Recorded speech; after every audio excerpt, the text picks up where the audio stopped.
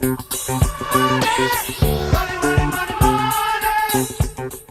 guys, and welcome back to my channel. My name is Gina of Gina Renee RN Budgets. If you're new here, welcome. If you're a subscriber, thanks. Hey, thanks for tuning back in. I would like to share a kind of a different spin where I combine a cash and a cashless envelope system. I had to do this for several reasons that I talked about in my previous video, which you can still check it out. I'll link it in the iCards above. But because of my lifestyle and I travel for work and things of that nature, I can't really depend on having to get back and forth to the bank or to take money and put it in the bank before a bill comes due. So I had to come up with a system that worked for me. In that, I had to combine cash and cashless envelopes. That being said, in my previous video, I discussed my monthly budget for the entire month and my first paycheck for August. This will be my second paycheck for August, which will be on 8/27. And this money will cover any bills or expenses I have due from 8/27 up until 9/9, which is the day before my next payday. Okay, so I already discussed that I don't share my entire income. I don't share my housing payment, and I don't share my tithes, which on my budget sheet is called my first fruit.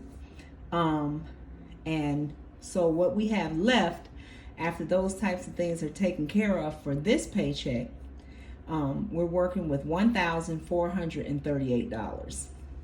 So you can see here, I list my due dates so that I make sure that I cover everything that falls within this date. I have to do lawn care. I'll be so glad when the grass slows down so I can get rid of that bill. I have a loan payment of $71. I have my YouTube music subscription, $15. Well, it's not exactly 15, but I round up because I can never remember the exact cents. I have a furniture bill that's $70. I'll have Amazon Prime coming through. NES is my electric bill for $285, and then Xfinity is my cable, Wi-Fi, and my home security coming in at $285. So these are my expenses that I won't bother taking them out the bank. Most of them are auto pays with the exception of probably my lawn care, but I just feel like it's not necessary for me to take that out of the bank. I'm not breaking them up because luckily the way my bills are set up, my monthly payment is due on the first of the month, but most of my other bills are due around the middle. So as you can see, I don't have very much due around the first of the month. So it just works out for us. That being said, that total is $816. I don't know if I'm in frame, but I don't want to mess up my view. But it's a total of $816. Okay, so then what I'll do is in my Capital One 360, I'll transfer into my basically digital envelopes, which is my savings accounts within Capital One. So for that one, I have $50 going to my emergency fund, $50 going to my new car fund, $25 going to my niece's wedding, which is next year in the Dominican Republic. So that's a total of $125. Then I have some smaller envelopes that I feel it's okay for them to be digital because those are not envelopes that I plan on having to go through into them very often. So I rather them sit in the bank and gain a little bit of interest because every little bit helps. So special days for me, I don't like to have a lot of different envelopes. So special days for me are birthdays, holidays, Christmas, all that lumped into one because I really don't do anything extreme for any of them. We pretty much just kind of do and give and take care of each other all year. So those special days, yes, they're special, but we don't really go all out where we need big substantial amounts of savings. Family, that envelope, I live in a different state from my parents and from 2 out of my 3 children. And so I like to have an amount of money in case any of them needed something in an emergency, or more importantly, if I had to get to them in an emergency. They're all within a drivable distance, so that being gas, whatever the case may be, I just want to have money available. My annuals are all my subscriptions and things of that nature, memberships that I pay for once a year, including the tags for my car and my husband's motorcycle that I bought him for his birthday. Happy birthday, babe! Vacation, that's self-explanatory. Personal is just, I have a personal savings account that an amount of money is taken out of my paycheck that I don't see. It just goes there, and I really try not to touch it. But this is just another additional personal savings. So this adds up to $57. So in total, $182 will be transferred to my savings account, and I'll put that in my Capital One checking. I'll just Zelle it right over to my Capital One checking account, and then I transfer to each envelope separately. Okay, I'm going to move this up a little. Now, the remainder here, I call them digital envelopes because I do a lot of online shopping. My groceries, I prefer to do like Walmart delivery or pickup. It just helps me save, to not have to walk through the store and have a lot of impulse buys. I like to plan my meals, and I'll probably share a video kind of how I do that before I get paid, and have my list of items that I need already planned out. And that tends to help me save as well. So I put groceries and household together because what I found is that a lot of times I'm combining them. If I'm making a Walmart delivery order and we need toilet paper, I really don't have the patience to try and, extrapolate out, well, this was groceries and this amount was household. So because of that, I thought that it was easier to combine the two. So weekly, I budget $120. It's just my husband and I. So we're good with that amount. Snacks, that's for me. Well, my husband sometimes too, but $20 is mostly Dollar Tree because I go get my candy and that type of stuff. So that's why I keep it kind of separate from the groceries.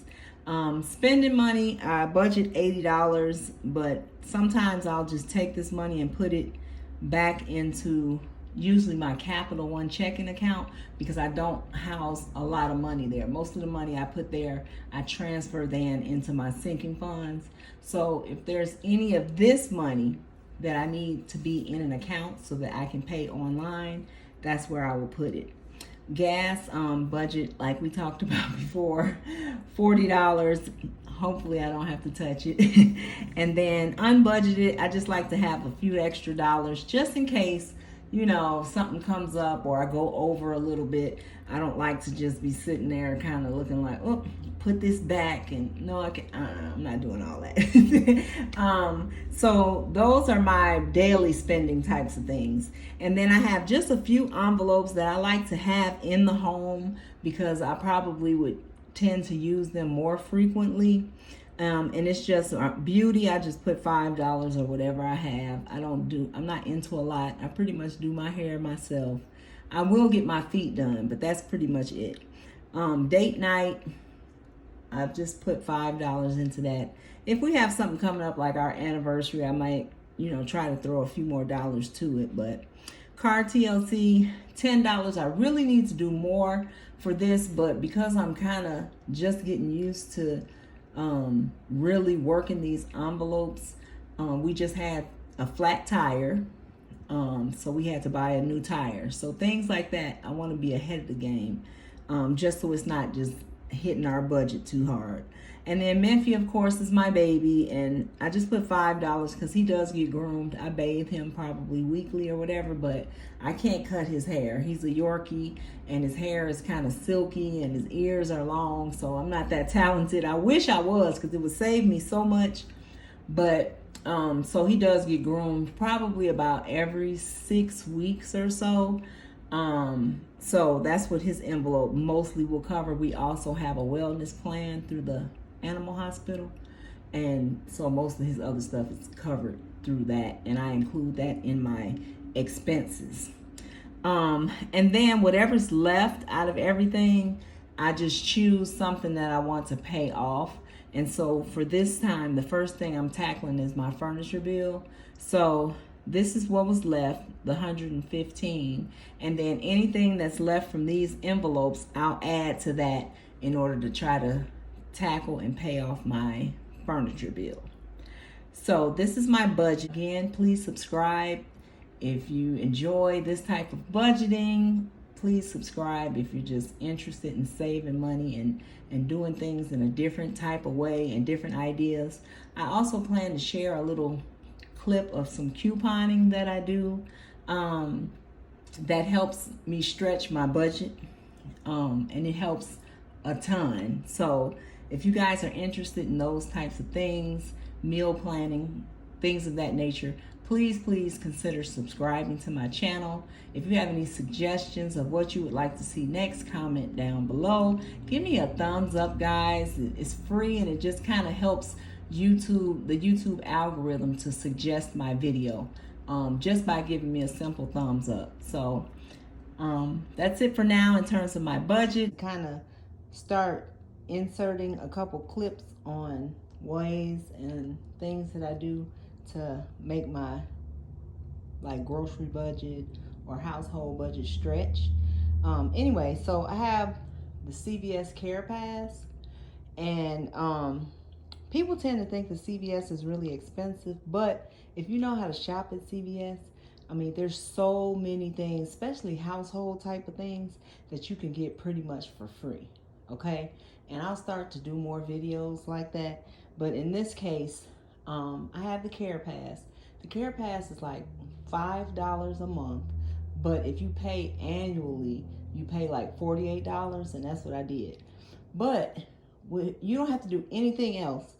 Every month, they give you a $10 basically gift card to use at CVS. Okay, so you're already in the positive right there. So say $48, you spent $50 for the Care Pass for the year. Well, in 12 months, they're going to give you $120 back.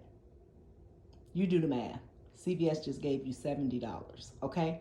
So every month you get $10. So I just happened to go to CVS. Really, I went there to use the ATM to get cash. You know how we do.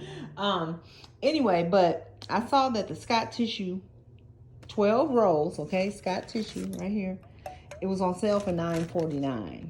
They also had a $1 off coupon off the Scotts. So I put in this little 99-cent Arizona with it because I wanted to use my $10 reward, my little gift card. So I did this. They took the $1 off coupon, rang up my little juice or whatever, and I hope you guys can see it. I ended up paying 9 cents for both.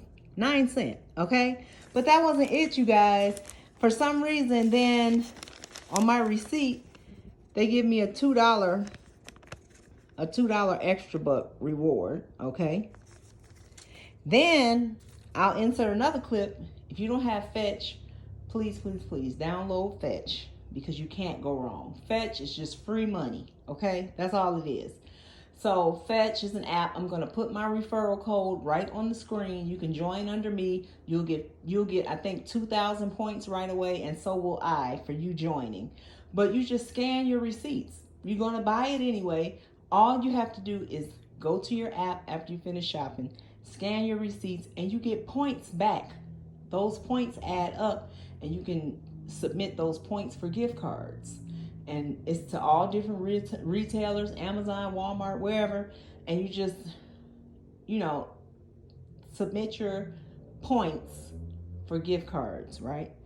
Free money, y'all. You can even look on there. Sometimes certain brands or certain items are worth a lot more points. They have a bonus or whatever. That's what happened with my Scott. I already only paid 9 cents. CVS gave me $2 extra buck back, okay? So CVS paid me $2 for this, okay? They paid me. Then I came home and scanned my receipt for Fetch.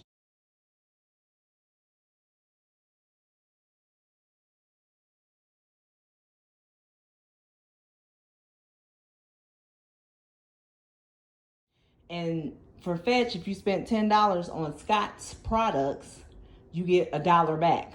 Okay, so then Fetch turned around and gave me $1 back. Okay, so think about it. I didn't pay anything, well, 9 cents, but I got $3 back. So these are some of the little small things that I do to make my budget stretch. So if you guys like this, comment below and tell me to keep them going. I'll keep them nice and short, little small deals and ways that I make my budget stretch. Thanks, guys. Thank you guys for watching. Please remember to like, comment, and subscribe. And see you in my next video. Bye-bye.